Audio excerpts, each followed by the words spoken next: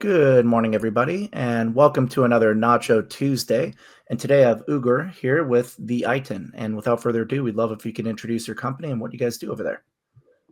Hey, thanks a lot for having me, Andy. Thanks again for people joining. This is Ugur. Pretty much, we are Itin provider. We help non-US people, non-American people, to obtain their Itins. So anyone who doesn't have social, anyone who doesn't have SSN, they get Itin instead, and we do it in the simplest and the fastest way, pretty much. Great. I guess so. You guys work with a lot of international businesses, right? So, what are some key considerations that any international company should have when they want to get into the US market? We only work with the non-US. We are non-US ourselves, so we understand the non-US people the most. We say, pretty much the US entity, like people are setting their LLCs in the US. Non-US people are doing this like recently. This is very trendy as well. It has a lot of advantages when it's like compared with other structures. Let's say that if anyone is starting an entity in Europe, if it's done in the US, it's super straightforward. It's very simple. There are different seasons. There are different various like simple compliances. So everything is pretty much simplified, and it pretty much allows people to use the biggest payment providers, selling platforms, and these are the main reasons that people do set the US entity and get the tax ID numbers and so on. Great. So, I guess can you tell us how you got to this point in your career? What led you to start the Itin? Sure. Very shortly, I will take it back a little bit. Back in the time that I was a student, I went to school in China. And in 2016-17, I was in middle of like manufacturing, and I tried to sell things online on my own to the US. I tried to sell on Amazon. And as a Turkish, when I tried to do that, I couldn't be able to open my Amazon Seller Central account, either with my Turkish bank account, my Turkish identity, or my Chinese bank account. It was both not allowed. And it was that time that I said that, okay, there was an option that I could have applied as a US company and as a business. That was when I started the entity for myself, actually. And when I was looking for setting up an entity for myself, I realized that all these big business incorporators, like the corporate ones, very old ones, like LegalZooms and stuff, they were not even accepting non-US payments, non-US applicants, not about like the identity, but we couldn't pay from there. And I realized that there were a lot of people who was looking for setting up, and I set first for myself. I set an entity. I started my LLC, and from there I realized that like a lot of people were asking this. And by doing it for myself, I kind of like learned the process a little bit. I was very on budget. And the people who started my entity, they were helping to the non-US. I started working with them for about some time, like about 2 years. My Amazon, I was documenting it on YouTube. I've been on YouTube for about like 6 years, and they say like, okay, like you're active, you have some audience, you have some community. Why don't you just like promote our services? So I kind of like started working with them. I worked with them for about 2-3 years. We were doing good. A lot of people were getting their entities, getting their tax ID numbers, and those type of like services that we provide. However, the people that I was working with, they were not taking care of the customers well. So after about 2-3 years of like people were happily starting their US business with us, but they were not, well taken care of, I would say. I had to leave them, and I kind of, did it on my own for about like last 4 years. I've been doing it pretty much myself with my great team.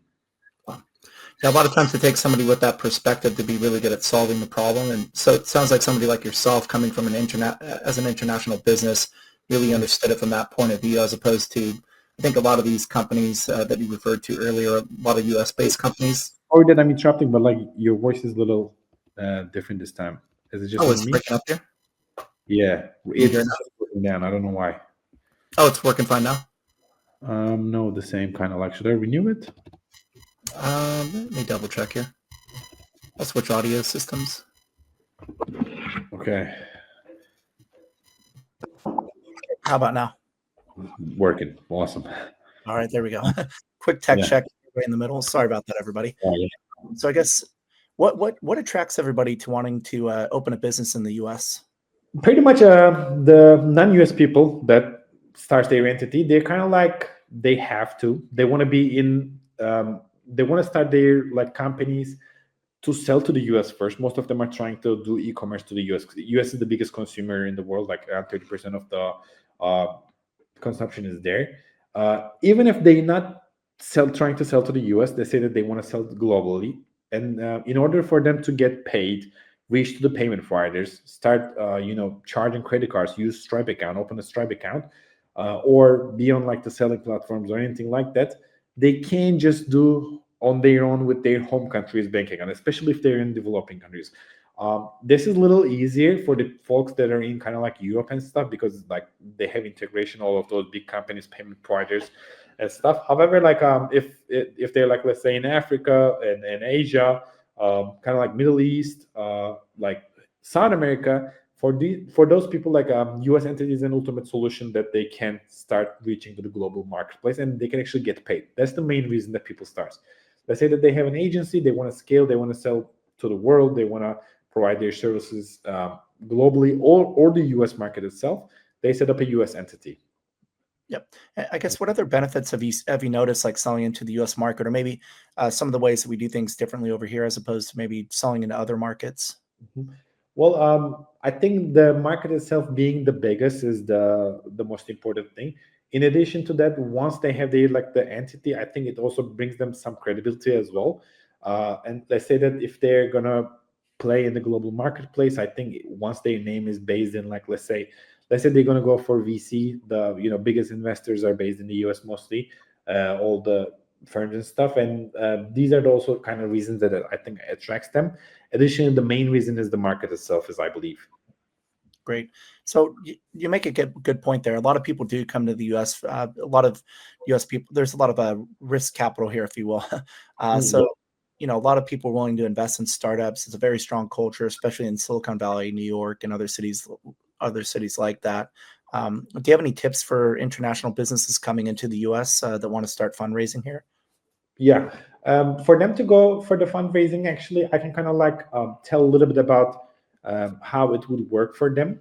Because like if they're not in any accelerator or anything, it can be something that they may be, since it's going to be first time for them, that they may be kind of worried and stuff. Even though most of our customers, they're mostly doing LLCs and stuff, because like they do e-commerce, very small businesses, like they have their agency, they're freelancers. However, we help to some people that they go raise funds as well.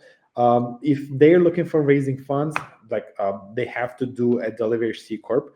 Even the non-US firms, even the VCs in Europe, they do ask sometimes people to have a presence in the US, and that has to be like the C corp and based in Delaware. That's one of the main rules. And after they start their entities, it's pretty straightforward. Whoever they start their cooperation with, they're gonna receive a kit, and with that kit, they're gonna be able to issue stocks, and then they're gonna be able to raise the funds that they're looking for. And after they do that, there's another form that they have to be filling, which is called A23B filing. For example, that's where we help people if they're non-resident, if they're non-American. In order for them to do that A23B filing after they issue stocks, they have to have Itin, and that's one of the reasons that like we're helping people with on the Itin.com. And it's pretty actually simple, straightforward process. The most important thing is that like it's something that I don't have super knowledge on. If they're foreigners and if they're like looking for getting money from the US investors themselves, they mostly, like as far as I know from our customers, like they're looking for people to be kind of either visiting and pitching them in person or kind of have some US presence. Otherwise, like internationally, it's super limited. There's like a data of those investors investing into different countries and how many countries they do invest in a year. So they do look for people to actually be based in the US, even though like they can set up everything remotely. For example, like it's a little harder. That's what I would say. So if they're thinking of that, if they're going to go for VC, I think they have to figure somehow kind of being based in the US, not doing everything remotely. However, for most of our customers, again, like we have thousands of people. If they're looking for very simple, basic e-commerce type of businesses, setting up an entity itself is very straightforward and simple. Yeah, and it's probably also very important to join the community as well too. So maybe accelerator programs have been really beneficial. I've seen for a lot of people coming into the country too. You can join a community really easily that way and get some credibility by having maybe a minor VC kind of put their name behind that accelerator as well. So that's one good way to tap into the community right away because people like doing business with people that they know as well. So definitely want to get that business entity set up, and then go out and start networking with people in person too, right? So whether you're in New York City or San Francisco, just putting your face out there and just becoming a known name also helps a lot for once building.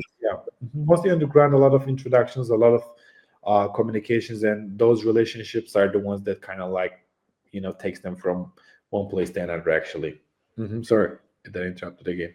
Oh yeah, no one's. What are the potential pitfalls, I guess, of opening a business in the U.S.? Like, have you seen any? Yep. Yeah, this is a great question. I think it's again like something that I can kind of say like there are a lot of incorporators, especially for the non-US people. A lot of people are thinking like, okay, like you're gonna have a company because in their home, like when you hear this term, when someone says that, oh, I will start a company, I have my own company in the US, a lot of people are thinking that it's like some big of a thing that because it's going to be a big company. It's very like they don't have this culture in Europe. They don't have this culture in Africa. They don't have this in South America. So once that comes, those business incorporators, they're kind of a little bit giving that pressure to the people of that. Okay, you have to have an accountant. You have to have a bookkeeping. So they're trying to put those folks into their kind of like recurring things that they came up with in order to satisfy their own investors. As like if you're like let's say that you're gonna do a drop shipping or you're a freelancer or you have an agency. Actually, it's very simple. Like you just have your entity, your numbers. When the tax season comes, you file it, and you can do your own bookkeeping on a very basic Excel. However, there's that push and the scarcity that's given to the people that there are penalties if you file it wrong. This is gonna happen. That's gonna happen. When you're small, when you're just beginning, do not worry so much about what your entity there.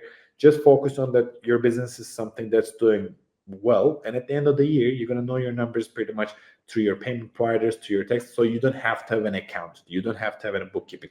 Try not to spend so much money on these type of things. Focus on your business. Try to like make it working actually. That's the mistake that I see because they don't know and they've been kind of like scared a little bit. Yeah, definitely. A lot of people might try to tell you need all these things like an accountant's. I do recommend that you keep your books in order, but a lot of that can be done like with simple bookkeeping. And there's a lot of like spend management apps. Simple. You could even use QuickBooks for that matter. Just stuff. Have your credit card statements fed into it. You can get an accountant as you grow, but don't feel pressure to get them, get a lawyer, and all these things put in place. Especially for formation docs. I mean, when I started my first company, some guy was trying to charge us $25,000 to set up our company. Crazy. We know today, like you can pretty much write that up with ChatGPT, but even 10 years ago, there was like simple document platforms that would fill in the blanks on the boilerplate stuff. So you'd be able to get your corporation documents done real quick for cheap. So yeah, that was another great example that like you just mentioned.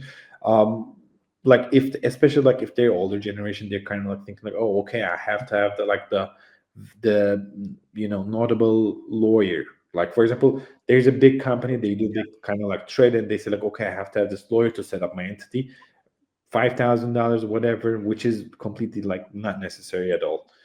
Okay, I'm not saying that they have to go to the state, do their own filing, but like get a very simple basic registered agent, whatever, pay $100, or there are a lot of options that does even for free today. And it's something very simple, and the more they simplify this and understand this is going to be kind of better for them to just have the focus on the business itself. Yep. And I've seen a lot of companies too get, very eager to grow when their product's not quite ready to. So, it's really important to get to that MVP so that you have your product market fit where you could actually have early stage customers that are actually coming, paying, sticking around, and you have some scalability there before you go out and spend a bunch of money on marketing too. I've seen over the years, I've been in startups for about 20 years now, and I've seen a lot of people dump money into a swag, go into a lot of events, spending a bunch of money in online advertising, and their product wasn't even ready for it to bring on new customers. It would make more sense for them to like just focus on finding their own MVPs, trying testing things, getting feedback from the users and like kind of the business and the product itself, rather than like, oh, okay, I have to be on this event or this seminar, which is not going to change anything because they can reach knowledge pretty much online and for free accessible. Absolutely. I guess what other tips do you have for international companies to get initial traction in the US? Say you have a good MVP, you set up your entity using the Itin, and now you're in the US market and you're looking to land and expand. What do you recommend there? As much as like I would kind of give the things and information that I have, I think this is something that even not my expertise is, and like pretty much of for them to starting their entities and so these type of things that I can kind of like talk more. However, like very simply, like the most common business, um like the way that everything works for them, they have to test, they have to see what's working, and they have to double down on the thing that works for them. And I don't think like I'm staying in a position to say like, oh, okay, this is the path that you can take. However, I do things for my business, for myself, but like I think even for myself, like I've been in for 6 7 years, I don't think I have the knowledge and or the experience that I can say, okay, yeah, this is how they can be successful or something like that. Yep.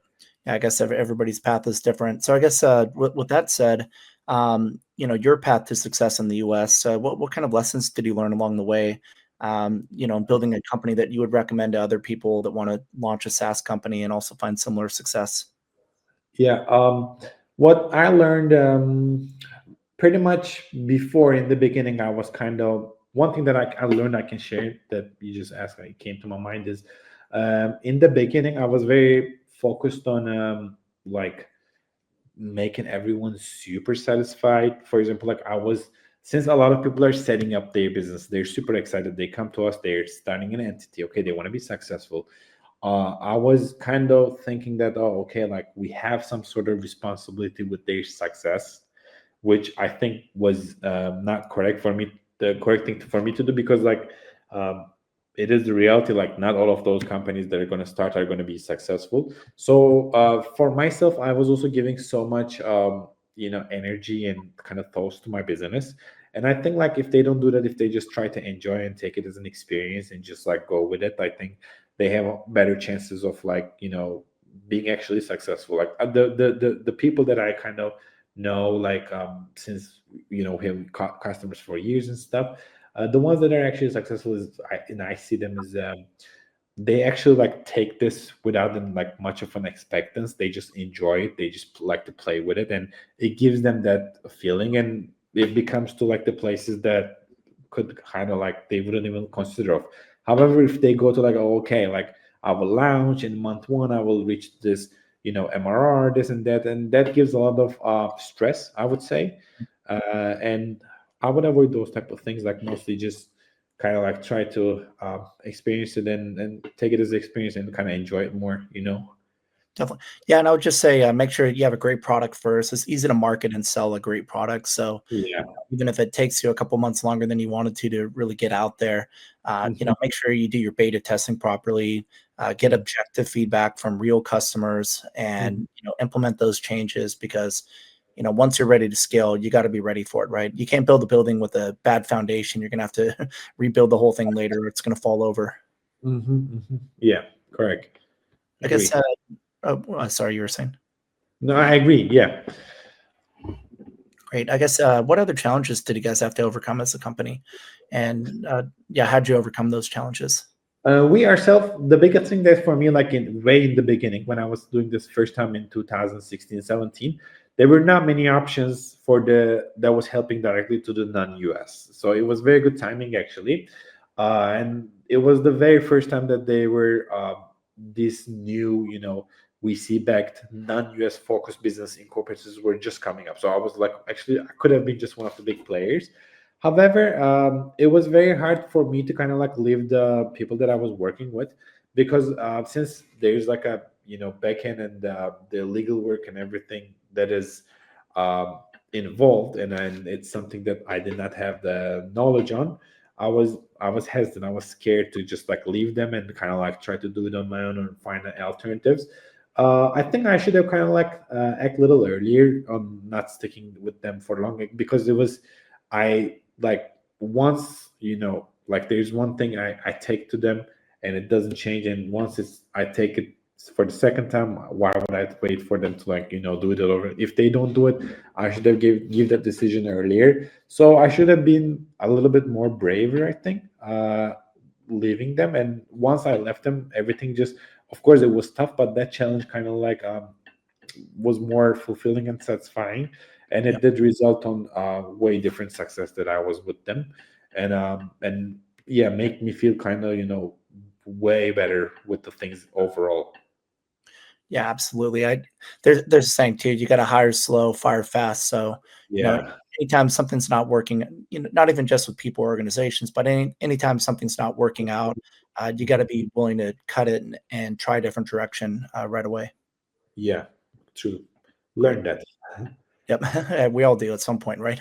It's one thing to like read the quote or like read a book about it, right? But Yeah. actually living it and really understanding it, getting that intuition for it too. I think that comes with practice. Yeah, So we have to. Yeah, I think until we actually experience and kind of learn things sometimes the hard way, mhm. we just don't really know and understand. As much as we read in even thousand books, it doesn't matter, I think. Yep, So acting earlier and kind of like failing earlier can be a very good thing as well. yep. Is one of the things that I learned with my business.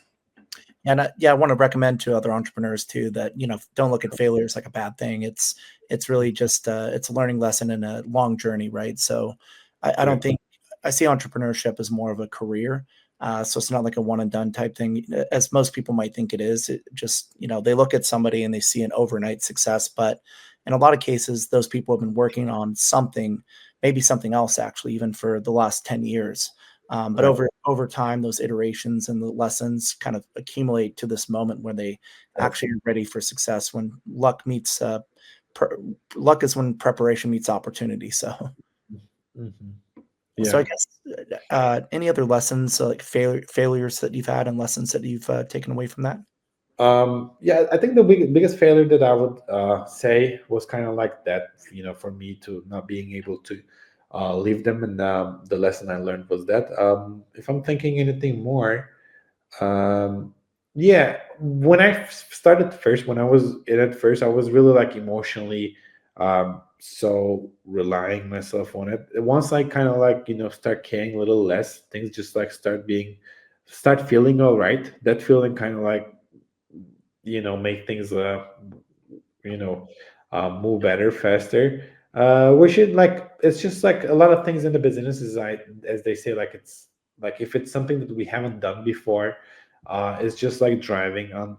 Like once we sit down in front of the wheel and the first time, we always like feel scared and excited. However, as we experience, as we just need to like hop in, it's just that's like the biggest lesson right now. The thing that feels the scariest, I'm just like jumping right in, and like I would kind of be figuring things out on the ways. I don't know how it's been for me, pretty much. Yep. Yeah, it happens to most people that are willing to admit it actually. So you're in good company there. So I guess what's one thing potential customers should know about the Itin? Why should they pick up your platform today Sure. and get launched in the US right away? Mhm. Pretty much, if they're non-US resident, if they're residents, we don't take them. But if they have social, everything is different. If they're non-US resident, the tax ID number ITIN is something that people do require. A lot of people are kind of skipping ITIN and they're starting without it, and they learn it a little bit in the kind of hard way and a little bit late. There are varieties of reasons that they can use their ITIN for if they don't have social. For example, if they want to open their US business, PayPal. If they want to open their TikTok shop, if they want to open Shopify payments, for these three platforms, it's compulsory. They have to have ITIN if they don't have social. So they open their company, they get their tax ID of the company, EIN, then they go apply to these platforms. And then they say like, oh, okay, we need to verify you personally. We need your personal tax identification number, provide either social or an ITIN. So ITIN is something that does take time. And after they start this application, if they get rejected in that time, they're kind of going to be flagged. Like their name is going to be red flag, maybe their domain, maybe their company name. So it would be best for them to be presenting ITIN before they go through this, like issues or rejection or whatever. Additionally, for the platforms, they don't make the ITIN compulsory. Let's say that they're going to set Stripe, they're going to get open the Amazon Seller Central, eBay, Etsy account, whatever. If they additionally provide the items, individually, it's going to strengthen the application for them more. Maybe it's something that like for same even for our like European customers, even though they start an entity, it's a little bit hard to understand. But unfortunately, these platforms they judge people on their nationalities and kind of like their locations and where they operate their businesses from. So I think it's something that's going to be making you look that you're more kind of based in the US, which is what they actually want, those platforms. So a lot of people, it's hard thing to open these platforms, and then I think it's something that helps. And that's like what we've been doing. Very simple, very straightforward. And even they're looking for their business corporation formation incorporations, their LLCs or C corps. We do those as well, and we keep them in compliance very simply. We remind them what they need to follow up. When the tax season comes, we say, okay, this is how you filed your federal income taxes. If there are any renewals with their state, we remind them. They focus on their business. We guarantee the best price as well on the market. We have live chat representatives Monday till Friday, 24/7. They're active on the live chat on our website. They can go chat on their specific case and discuss around anything they want to talk about. And my teammates will be very helpful. That's great. How long does the process typically take for a business to get all set up and everything? Great question. Pretty much the business formation takes about a week, depending on the location. If it's New Mexico, it's 2 to 3 days. If it's Wyoming, if it's Delaware, kind of like a week, I would say. After the company is ready, the process for the EIN can start. EIN is the tax ID of the company. Without EIN, company means nothing. EIN is going to take additional 25 to 30 days after the business formation. And then if they do the Itin, it's going to be additional 6 to 8 weeks. So I would say overall total, they need to be ready for at least around like 3 months. A lot of people are thinking like, oh, okay, I have this, I watched this tutorial, or I bought a course from this guru. I will start next month and make a 10K a month. They're not going to be able to. I know people that they did work on those things for about a year, and after a year they start even getting paid. Unfortunately, it's something for the non-US can take time and be challenging, especially if they were kind of born in the not the brightest side of the world, that I would say, which was my case back in the years. Yeah, well, yeah. So get started right away is kind of the key lesson here, right? So don't postpone this. Get your I-10 set up. Make sure you're set up properly, because the sooner you are, the earlier you can start making money from the U.S. market, which is why everybody's here. So definitely check out the I-10. Additionally, one other thing that I want to mention is when I compare with other business incorporators, we have an actual teammate that helps people to set up these payment providers, selling platforms, completely along with our product. Actual teammate taking a look at it, like making recommendations. Okay, this is what you put on your website, then apply it like this. So we provide some guidance on it. So that's a very big plus for us as well. That helps really people to set it correctly and make sure that they have everything that's ready for them to be able to on this payment providers or selling platforms. Great. So what's next for you guys? Are you building any cool new features, or are you just doubling down on being really good at what you already do? Pretty much for us, like there's like LLC is super trendy. A lot of non-US people, they know that, oh, okay, if I'm gonna be a drop shipper, if I'm gonna sell on Amazon, if I'm an agency, I need an LLC. Right now they have that idea. I think Itin is a little bit overlooked, and that's kind of, we find a little bit niche, and we say, okay, we can be the Itin guy. Maybe like a lot of people are coming to us with their building credit score in the US or applying to credit cards. That's something that they're kind of having an issues with. That can be like one of the pivot considerations that we have these days, because pretty much our product for Itin is very smooth, and we are one of the leading IT provider online, if not the leading one. And in future, pretty much as our customers or in cases we would like, coming to solution in these type of things, we're going to be providing those type of solutions and see where it takes us. That's pretty much how we're thinking. Yeah, what comes us in 5 years, I guess. Very exciting. Just for paperwork, it's exciting to be able to have that opportunity to be able to launch in the U.S. More quickly and efficiently. So I guess where can people learn more about the I-10? I see you have it written there in your name. Yeah, I just plugged in there, so people can go and check anytime. Itin.com. Again, any question, anything they want to talk about, we got live chat reps 24/7, Monday till Friday. They can go and talk about their cases, any questions they have. We're on the Itin.com. Great. Then also, NachoNacho is a proud partner of the Itin. You can grab it today in the marketplace. NachoNacho is your first stop for software savings. I believe we have a great little promotion today, so you got to grab it today. Get the Itin set up. I think you get $50 off if you grab it today here in the marketplace. So don't delay, because the longer you delay, the bigger the time span before you start making money from the U.S. market. So definitely either come through NachoNacho or go to theitin.com. Just mention NachoNacho, and definitely check out these guys' platform. And Ugur, it's been great having you on today, and really growing your business together. Thanks a lot, and it was very nice to chatting, and thanks for giving the opportunity again. Likewise.